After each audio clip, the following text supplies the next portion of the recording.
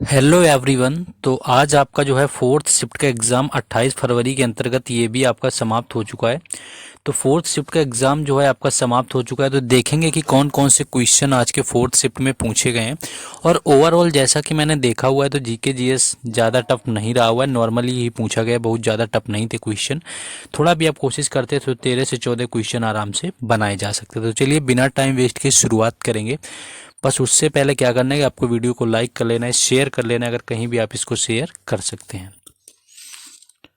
पहला देखिए, बेहद ही आसान क्वेश्चन पूछा गया 10 बार कम से कम हमने ये एक्स्ट्रा फैक्ट के अंदर बताया है कि 2011 की जनगणना के अनुसार लिंगानुपात कितना है। तो लिंगानुपात की अगर बात करें तो ये 943 है, यानी कि प्रति 1000 पुरुषों में 943 महिलाएं, जो कि लिंगानुपात कहलाता है। वर्तमान में भारत का ये क्वेश्चन पूछा गया है। और आपका जो थर्ड शिफ्ट था आई थिंक उसमें आपका बाल लिंगानुपात पूछा गया था। और बाल जो लिंगानुपात आपका जो होता है वो 915 से लेकर के 918 19 तक आपका दिया होता है बुक में, कहीं 915 18 919। तो जो आप ऑप्शन आपको करीब लगे वो लगाना होता है। कई लोग कमेंट में परेशान है कि मैंने 915 बता दिया, 919 था, 918 था।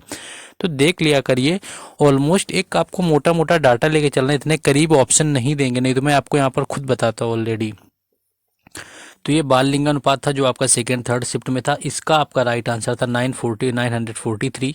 और दूसरी चीज़ आपको बता दें कि लिंगानुपात सबसे अधिक केरल का होता है, ये तो पता ही होगा, और सबसे कम जो होता है वो होता है हरियाणा का। और यही कल यूटी के बारे में पूछा गया था, केंद्र शासित प्रदेश के बारे में। तो आपका जो दमन दीव है वो सबसे कम होता है, और आपका जो है पौंडीचेरी जो है वो सबसे अधिक आपका लिंगानुपात वाला केंद्र शासित प्रदेश है। नेक्स्ट क्वेश्चन आगे आ जाते हैं। नेक्स्ट है, विधान परिषद विधानसभा का कितना भाग होता है, यानी कि कितना हिस्सा होता है, ये पूछा गया था विधान परिषद। तो विधान परिषद जो होता है विधानसभा का 1/3 हिस्सा होता है, यानी कि 1/3 आपको ऑप्शन में दिया होगा, जो कि राइट आंसर था। और विधान परिषद की जो मिनिमम सीट होती हैं वो 40 रखी जाती हैं। बाकी आपका यहाँ पर हिस्सा पूछा हुआ था कि कितना पार्ट होता है विधानसभा का विधान परिषद। तो 1/3 जो होता है यहाँ पर राइट आंसर था आपका। मिनिमम जो है 40 सीट होनी चाहिए। अब ये नहीं आपको कि यूपी से हैं तो यूपी में 400 है और विधान परिषद की 100 है तो आपने 1/4 समझ लिया, ऐसा नहीं होता है।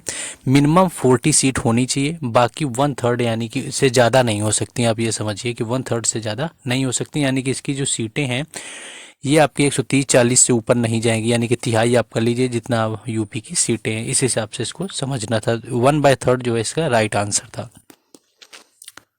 नेक्स्ट है कि आधुनिक अर्थशास्त्र के पिता कौन है। देखिए, आधुनिक अर्थशास्त्र यहाँ पर पूछा गया तो एडम स्मिथ जो है राइट आंसर हो जाएगा, जो कि आपके पिता हैं आधुनिक आपके यहाँ पर अर्थशास्त्र के एडम स्मिथ। बाकी अगर बात करें एडम स्मिथ के साथ में तो आपका जो केवल अर्थशास्त्र पूछा जाता है उसके जो लेखक थे वो थे कौटिल्य। और कौटिल्य को पता है दूसरा नाम तो आप जानते ही होंगे जरूर, जो कि चाणक्य था। और चाणक्य ने ही चंद्रगुप्त मौर्य की मदद की हुई थी नंद वंश के अंतिम शासक घनानंद को हराने में, और उसको हरा कर के मगध साम्राज्य पर एक नए साम्राज्य का उदय होता है नंद वंश के बाद में, और वो था मौर्य साम्राज्य 322 ईसा पूर्व में। तो वो अर्थशास्त्र अलग है और ये आपका आधुनिक अर्थशास्त्र एडम स्मिथ पूछा गया था। और रही बात पीडीएफ की, तो आपको पता है कि चारों शिफ्टें जब हो जाती हैं तो इन सभी शिफ्टों का एक साथ मर्ज करके पीडीएफ टेलीग्राम चैनल और व्हाट्सएप ग्रुप पर डाला जाता है।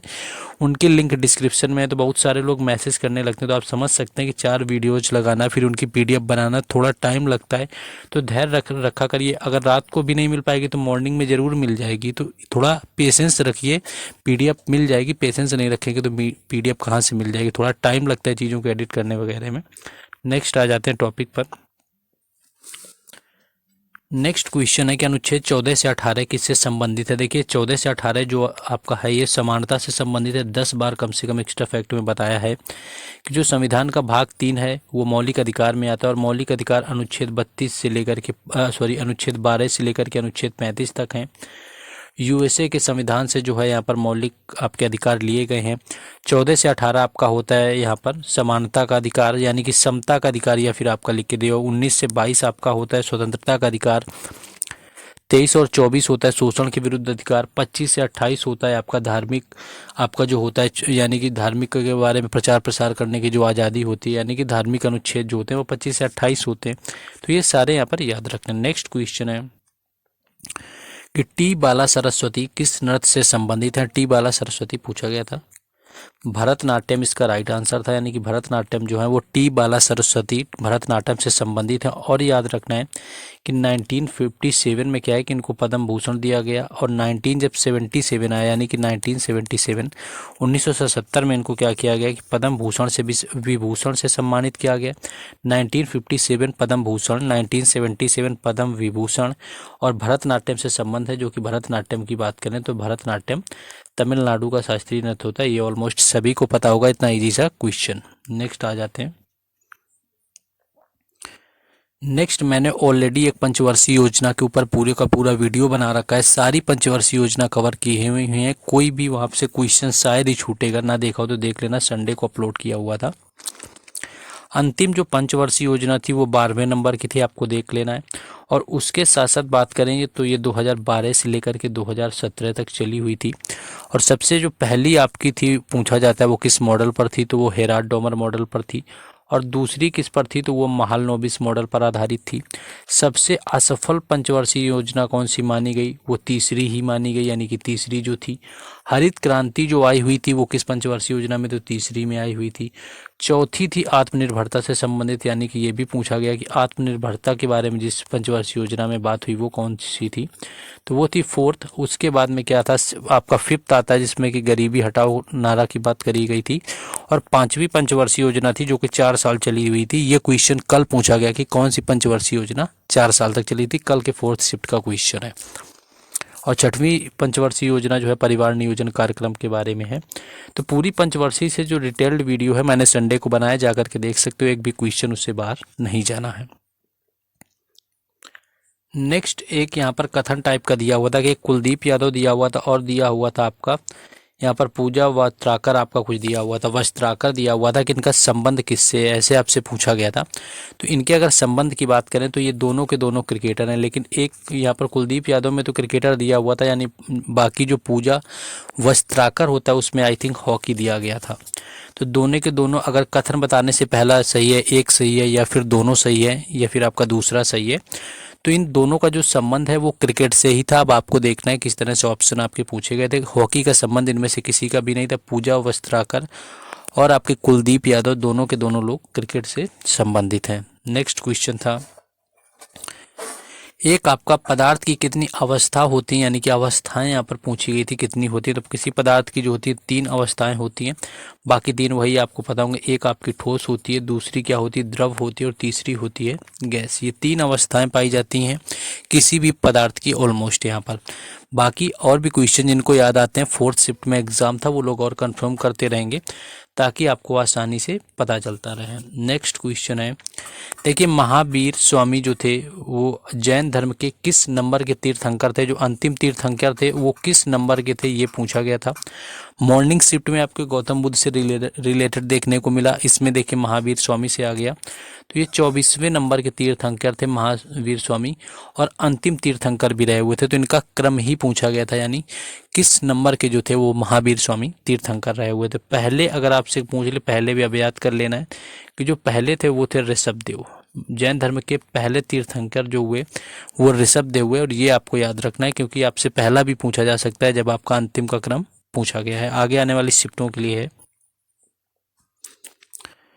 एक क्वेश्चन कुछ ऐसा आपका दिया हुआ था कि निम्न में से आउटडोर गेम कौन सा है। आउटडोर गेम आपके दिए होंगे, आउटडोर गेम आपको पता होते हैं जो घर से बाहर खेले जाते हैं। मान लीजिए क्रिकेट हो गया, आपका फुटबॉल हो गया, फुटबॉल के साथ साथ हॉकी हो गया, ये सारे वॉलीबॉल हो गया, बास्केटबॉल हो गया, ये ऑलमोस्ट ऐसे गेम है जो घर से बाहर खेले जाते हैं, आपको पता ही होंगे। तो ऑप्शन तो सारे नहीं मिल पाए, क्या ऑप्शन दिए हुए थे, तो उसमें आपको बताना था कि इनमें से कौन सा आउटडोर गेम होता है। बाकी सारे इंडोर गेम दिए हुए थे, शायद एक आपका जो है आउटडोर गेम उसके अंदर दिया हुआ था।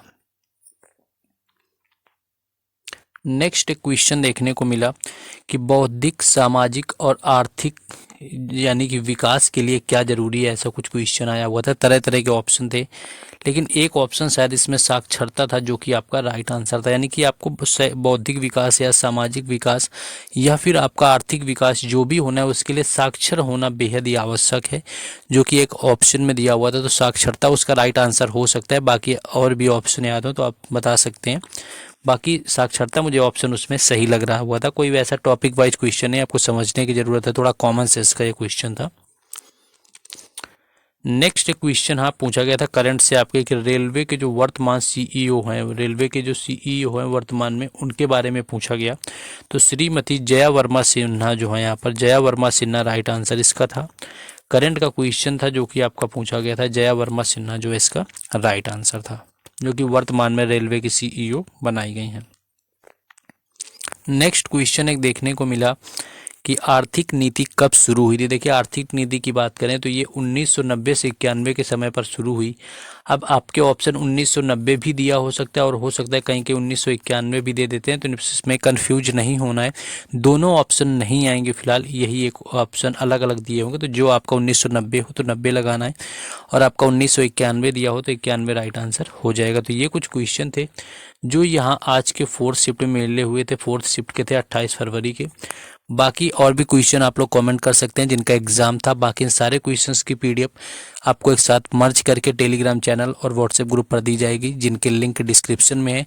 तो पेशेंस रखना है, पीडीएफ आपको टाइम पर मिल जाएगी, थोड़ा पेशेंस रख लेना। बाकी पीडीएफ तो मिल ही जाएगी आपको आगे पीछे करके। तो ये आपको वहाँ पर जाकर जुड़ जाना है। जाकर लिंक तो आपको बता दिया कहाँ पर मिलेगी, डिस्क्रिप्शन में सारे लिंक हैं। बस आपसे लास्ट रिक्वेस्ट है कि अगर आपने अभी तक सब्सक्राइब ना किया हो तो कर लेना है, लाइक और शेयर वगैरह भी आपको कर देना है। बाकी मिलते हैं कल फर्स्ट शिफ्ट में। जय हिंद।